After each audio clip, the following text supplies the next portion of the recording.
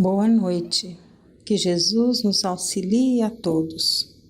Nossa prece pedindo a Deus e a Jesus pelos que sofrem, encarnados ou desencarnados, que todos possam receber o amparo da misericórdia divina. Pai nosso que estás no céu, santificado seja o vosso nome. Venha a nós o vosso reino. Seja feita, Pai, a tua vontade, assim na terra como no céu. O pão nosso de cada dia dá-nos hoje. Perdoa as nossas dívidas, assim como perdoamos aos nossos devedores. Não nos deixes cair em tentação, livra-nos do mal. Que assim seja, Pai. Graças a Deus. Do Evangelho segundo o Espiritismo, por Allan Kardec, capítulo 8. Bem-aventurados os puros de coração. É o item 2. Então, lhe apresentaram uns meninos para que os tocasse. Mas os discípulos ameaçavam os que lhe apresentavam.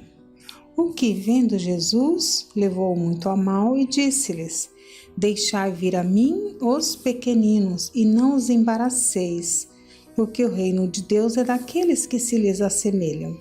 Em verdade vos digo que todo aquele que não receber o reino de Deus como uma criança, não entrará nele. E abraçando-os e pondo as mãos sobre eles, os abençoava. Marcos, capítulo 10, versículos 13 a 16. A criança, sendo um espírito em evolução reencarnado, traz uma bagagem do passado, conquistas e deméritos, e também suas faculdades em germe a serem desenvolvidas. No livro dos Espíritos, Allan Kardec trata da infância nas questões de 379 a 385, no item 6 do capítulo 7º, Retorno à vida corporal. Na questão, então, 379, Kardec pergunta aos espíritos: o espírito que anima o corpo de uma criança é tão desenvolvido quanto o de um adulto? Resposta: pode mesmo ser mais se ele mais progrediu, pois são apenas os órgãos imperfeitos que o impedem de se manifestar. Age de acordo com o instrumento de que se serve. Questão 380. Numa criança de tenra idade, o espírito, fora do obstáculo que é a imperfeição dos órgãos opõe à sua livre manifestação, pensa como uma criança ou como um adulto? Resposta: enquanto criança, é natural que os órgãos da inteligência, não estando desenvolvidos, não possam dar-lhe toda a intuição de um adulto. Sua inteligência, com efeito, é bastante limitada, até que a idade lhe amadureça a razão. A perturbação que acompanha a encarnação não cessa de súbito com o nascimento e só se dissipa com o desenvolvimento dos órgãos. Uma observação de Kardec. Uma observação vem em apoio desta resposta. É que os sonhos de uma criança não têm o caráter dos sonhos de um adulto. Seu objeto é quase sempre pueril, o que é um indício da natureza das preocupações do espírito. 382. O espírito encarnado sofre durante a infância com o constrangimento imposto pela imperfeição dos seus órgãos? Não. Esse estado é uma necessidade. É natural e corresponde aos desígnios da providência. É um tempo de repouso para o espírito. Outra pergunta: qual é para o espírito a utilidade de passar pela infância? Encarnando-se com o fim de se aperfeiçoar, o espírito é mais acessível durante esse tempo às impressões que recebe e que podem ajudar o seu adiantamento, para o qual devem contribuir os que estão encarregados da sua educação. Herculano Pires, que foi o tradutor, coloca no rodapé: os pais e os professores espíritas devem ponderar sobre este item e os que se lhe seguem. O Espiritismo vem abrir um novo capítulo da psicologia infantil, da pedagogia, mostrando a importância da educação da criança não apenas para esta vida, mas para a sua própria evolução espiritual. Questão 384. Por que os primeiros gritos da criança são de choro? Para excitar o interesse da mãe e provocar os cuidados necessários. Não compreendes que se ela só tivesse gritos de alegria, quando ainda não sabe falar, poucos se inquietariam com as suas necessidades? Admirai, pois, em tudo a sabedoria da providência.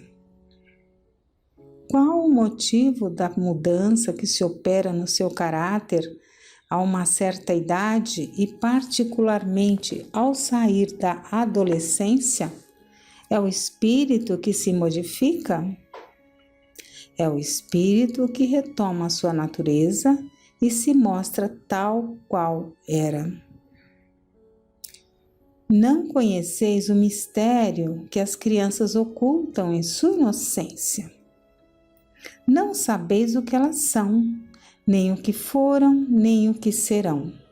E, no entanto, as amais e acariciais como se fossem uma parte de vós mesmos, de tal maneira que o amor de uma mãe por seus filhos é reputado como o maior amor que um ser possa ter por outros seres.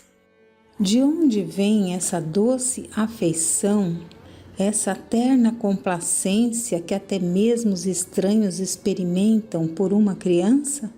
Vós sabeis? Não. E é isso que vou explicar.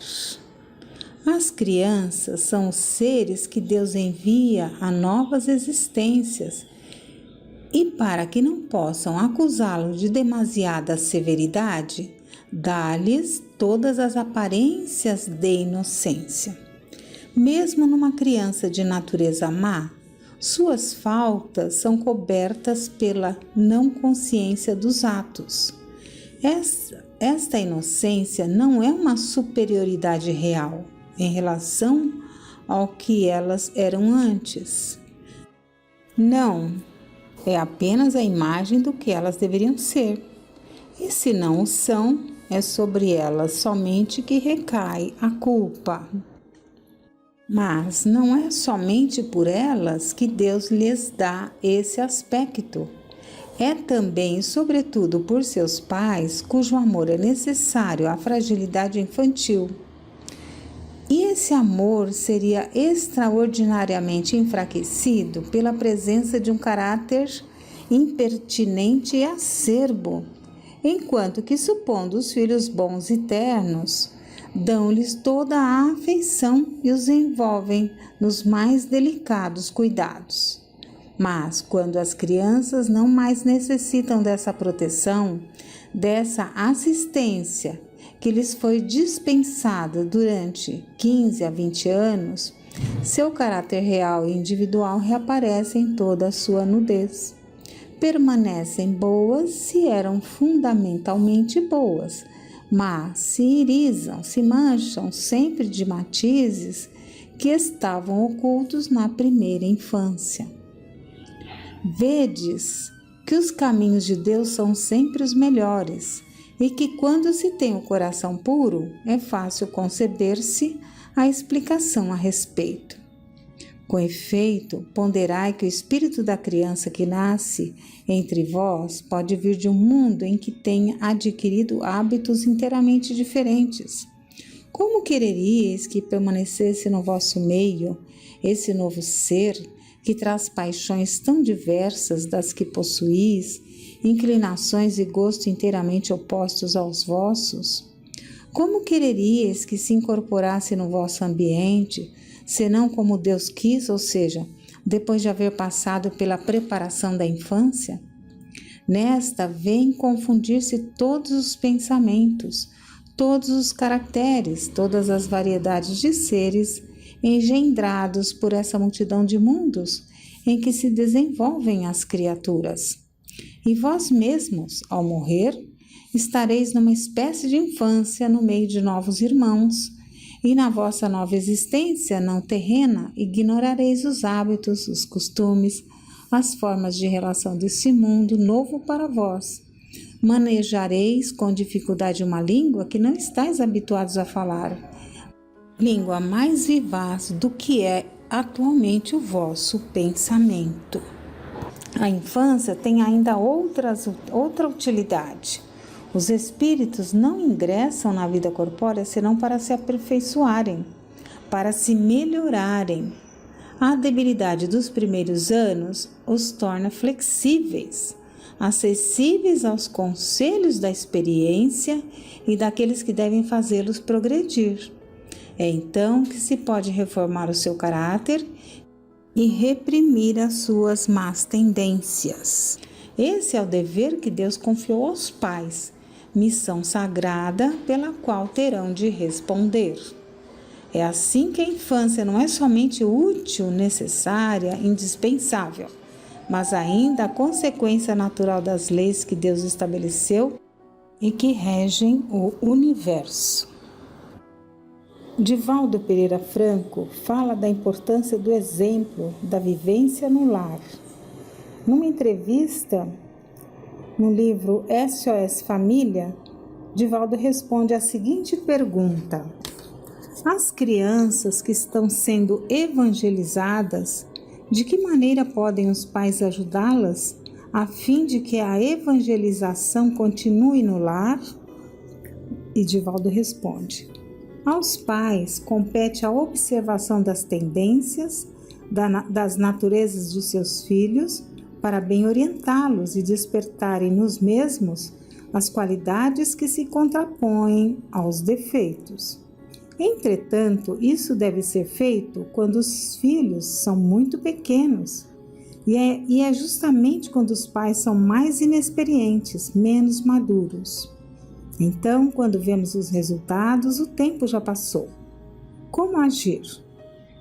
Por mais imaturos que sejam os pais, há entre eles e os filhos o largo período que já viveram. Nesse período, adquiriram as experiências das suas próprias vivências. Há em todo indivíduo a tendência para o bem, porque somos lucigênitos. Esse heliotropismo divino nos leva sempre a discernir entre o que é certo e o que é errado.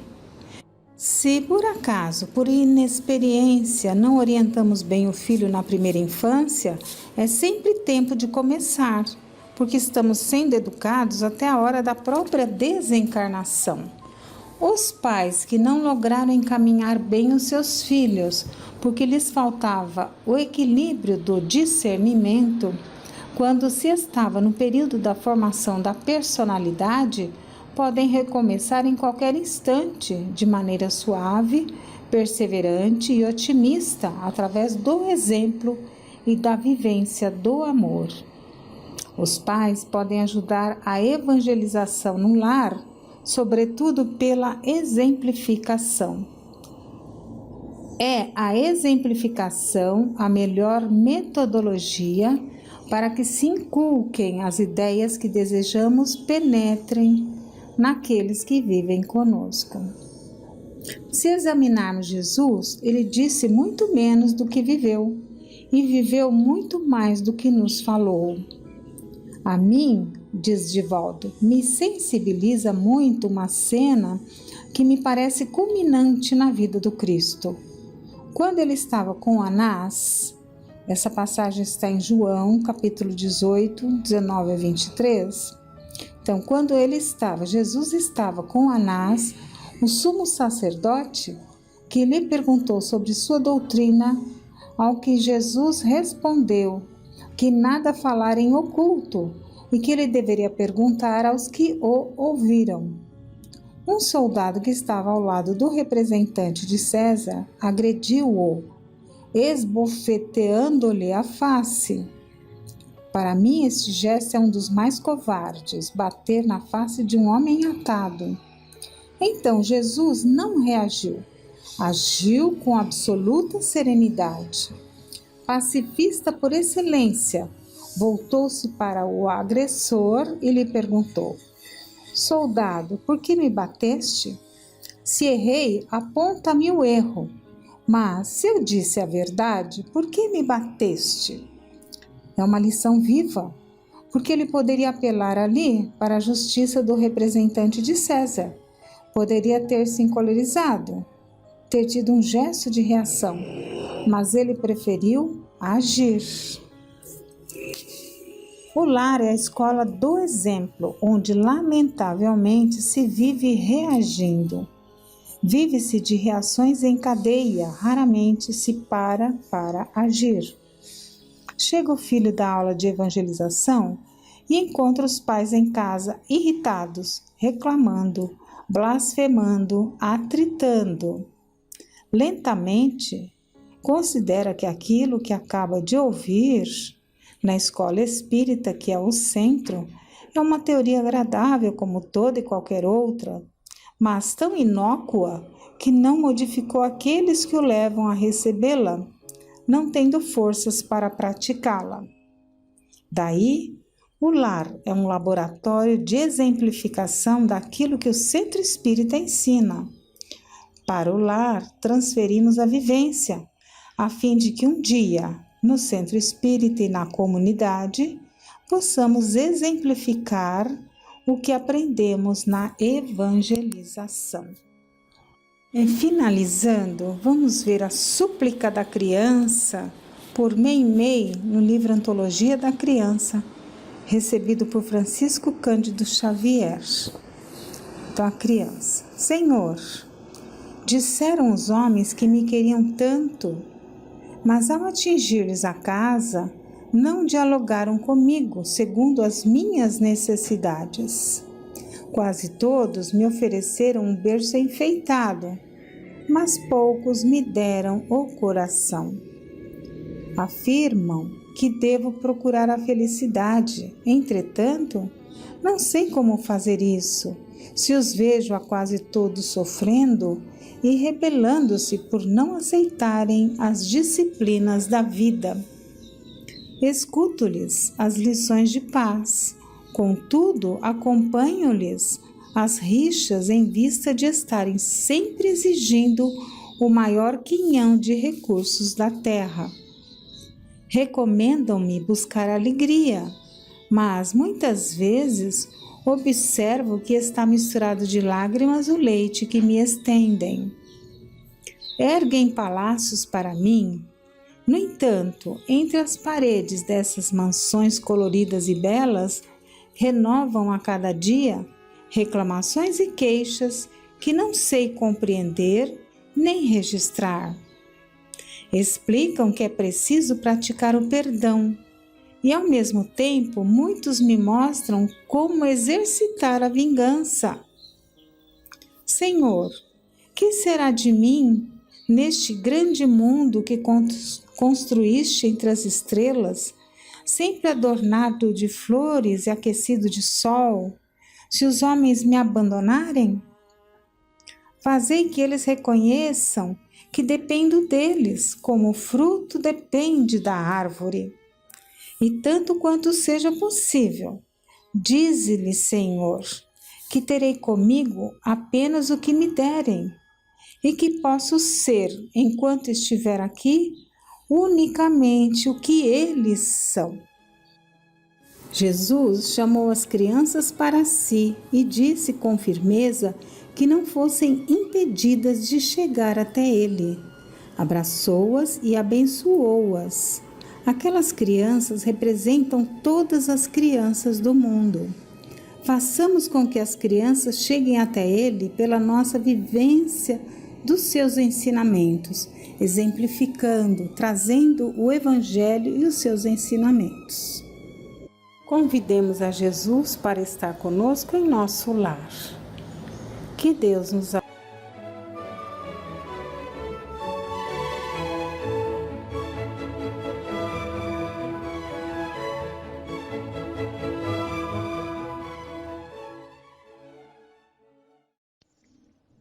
Boa noite a todos. Mais uma vez juntos para refletirmos sobre pontos importantes que nos auxiliarão a perceber que tudo se resume na sintonia. Então é importante que observemos como andam os nossos pensamentos, quais os pensamentos que mais nos absorvem. E como base, nós iniciaremos com o Livro dos Espíritos, para que o entendimento do tema de hoje fique bem claro. Então, no Livro dos Espíritos, nós encontramos algumas questões sobre a influência dos espíritos sobre os nossos pensamentos e os nossos atos. Então, vamos lá. Influem os espíritos em nossos pensamentos e em nossos atos?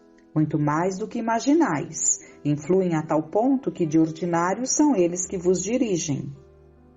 Como distinguirmos se um pensamento sugerido procede de um bom espírito ou de um espírito mau? Estudai o caso. Os bons espíritos só para o bem aconselham. Compete-vos discernir. Pode o homem eximir-se da influência dos espíritos que procuram arrastá-lo ao mal? Pode, visto que tais espíritos só se apegam aos que pelos seus desejos os chamam, ou aos que pelos seus pensamentos os atraem. Renunciam às suas tentativas os espíritos cuja influência a vontade do homem repele? Que querias que fizessem? Quando nada conseguem, abandonam o campo. Entretanto, ficam à espreita de um momento propício, como o gato que tocai o rato. E nós vamos ver que a Ivone Pereira, quando ela nos relata, isso em 1962, que quando ela se preparava para escrever o último capítulo do livro Devassando o Invisível, ela desejava trazer um tema ali que era objeto de preocupação dos estudiosos, dos companheiros de trabalho, de ideal, e ela aceitou ali alguns temas, separou esses temas e se preparava para o trabalho, para este último capítulo, mas não vinha aquele influxo vibratório, né? Não havia o movimento do lápis, nem tampouco da mão, e nem tampouco o cérebro se via povoado de pensamentos. Então, ela não forçava nada. Ela nos conta que das teses aventadas ali que os amigos trouxeram, a que mais lhe parecera sedutora era procurar saber, né, dos mentores espirituais, qual a razão por que certos espíritos desencarnados se supõem ainda vivos. Qual o mecanismo que os leva a se considerarem homens carnais, quando em verdade muitas vezes há séculos estão separados da condição humana. Este, acrescentou um amigo que pedia esse tema, que sugeria esse tema, este julga-se atirado ao fundo de um poço há 2 séculos, aquele há 1 século que fez a passagem para o invisível, mas continua montando guarda aos seus próprios tesouros, desdobrando-se em transações para aumentar a fortuna, certo de que continua a ser homem. Acolá mais outro a se julgar ainda súdito de el-rei Dom João III de Portugal, ou seja, mantendo a mente retardada há 4 séculos.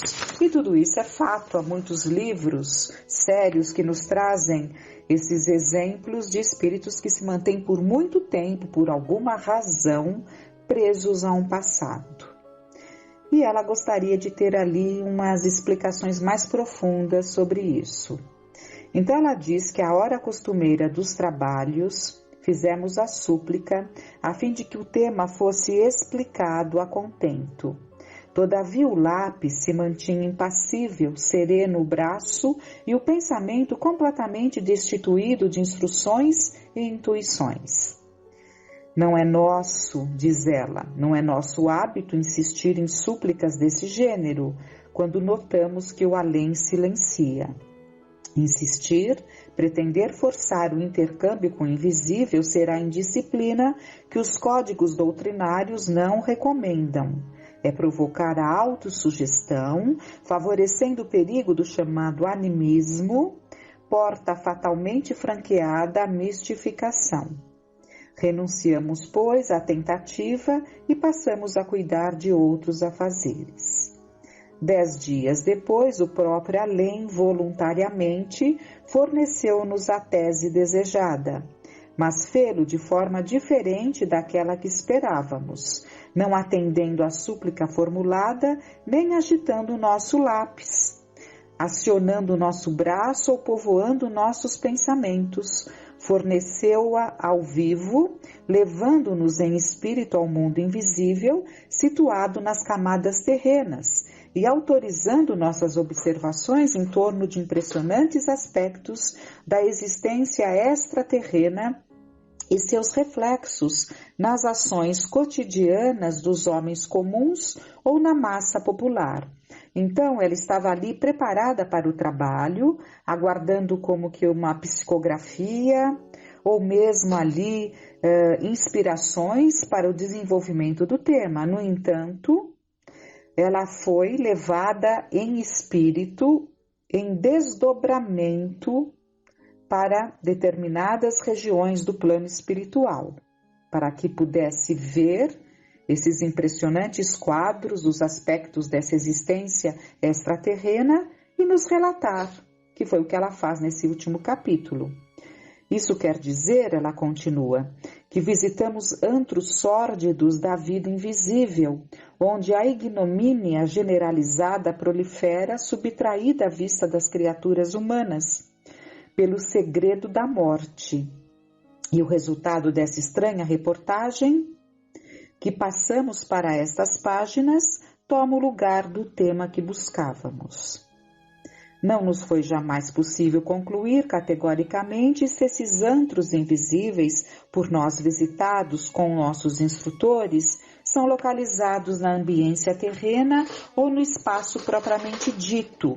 Supomos, entretanto, que, embora invisíveis aos olhos humanos, alguns deles, pelo menos, existem em qualquer local da própria sociedade terrena, onde quer que se aglomerem os desencarnados que os formam com os próprios atos e criações mentais, visto o seu aspecto grosseiro, repugnante, mesmo vil, porque o ambiente era produto das criações mentais daqueles que ali frequentavam, daqueles que ali se mantinham, né? Então trazia esse aspecto repugnante, grosseiro e vil.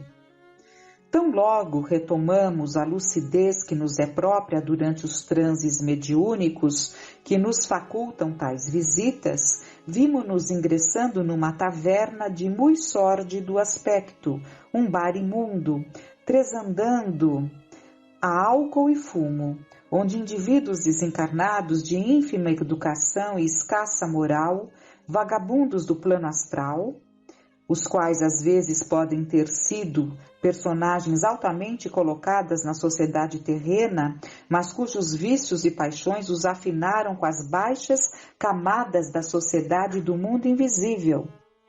Ébrios e desordeiros se aglomeravam para conversações do mais ignóbil teor. Acompanhava-nos um guardião da espiritualidade, visto que, se em vigília não será lícito a um médium penetrar ambientes dessa espécie, a não ser visando a serviços de legítima caridade, menos admissível será que ele o faça em espírito durante o sono natural ou em transe, a não ser acompanhado pelos tutores espirituais igualmente para fins caritativos ou instrutivos. É notável que, penetrando no antro acima referido, nenhum mal-estar nos atingisse. Sentíamos-nos envolvida como que numa redoma de muito tênue neblina, invisível a olhos inferiores em vibrações.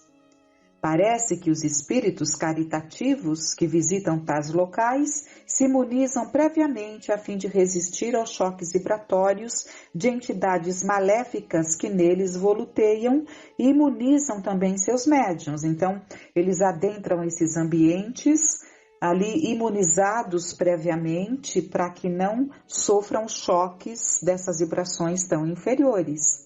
E não são vistos, evidentemente, por aqueles espíritos inferiores. Frequentemente, continua ela, visitamos esses covis em espírito com nossos tutores espirituais e nunca nos ressentimos de quaisquer depressões ou excitações nervosas no dia seguinte, o que deixa de acontecer quando aí vamos sós, pretensiosamente supondo estar à altura de executar tais serviços desacompanhada de vigilância maior. As entidades desencarnadas entrevistas na dita taverna bebiam aguardente e cerveja, devoravam comestíveis avidamente, fumavam, jogavam cartas e dados. Brigavam, discutiam, insultavam-se, esbofeteavam-se, mimoseavam-se com epítetos de baixo calão. Eu sei que muitos podem estranhar essa situação de estarem bebendo e devorando comestíveis. Eu, na década de 80, também estranhei muito, mas é fato. Mesmo no plano espiritual, as coisas são tão reais e palpáveis quanto o é aqui para nós, né? E, evidentemente, que esse comportamento só se dá com espíritos inferiores. São espíritos inferiores que buscam esse tipo de comportamento no plano espiritual, né? Que, como ela diz, pode ser aqui bem junto a nós, na crosta planetária, como pode ser também em algum local ali do plano invisível que ela não sabe precisar, né? Esse que ela estava especificamente nesse dia.